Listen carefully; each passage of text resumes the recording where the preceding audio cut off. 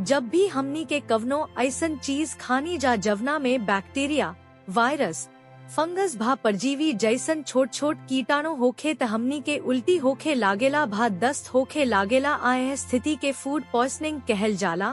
Food poisoning के सबसे ज्यादा खतरा केकरा बा? 5 साल से कम उम्र के बच्चा के प्रतिरक्षा प्रणाली पूरा तरीका से विकसित नइखे होखेला।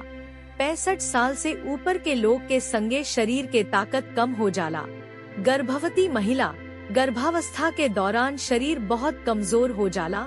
बीमार लोग, कैंसर, डायबिटीज भा एड्स से पीड़ित लोग के प्रतिरक्षा प्रणाली कमजोर हो जाला।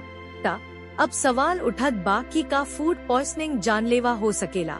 ज्यादातर मामला में फूड पॉइजनिंग अपने आप ठीक हो जाला, लेकिन कबोकबो ई गंभीर भी हो सकता, जवना के चलते स्वास्थ्य पर बुरा असर हो सकता, जैसे शरीर में पानी के कमी, डिहाइड्रेशन, बार बार उल्टी अवूरी दस्त के चलते शरीर में पानी के बहुत नुकसान हो सकता।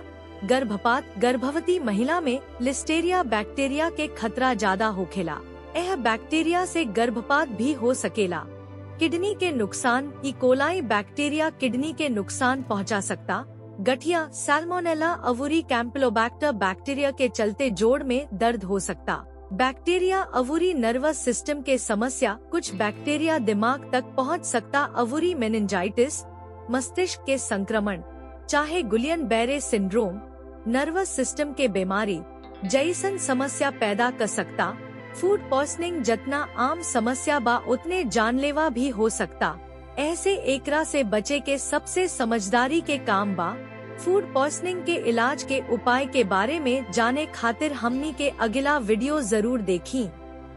अगर रौरा सभे के वीडियो जानकारी पूर्ण लागे त लाइक, शेयर आ सब्सक्राइब जरूर करी।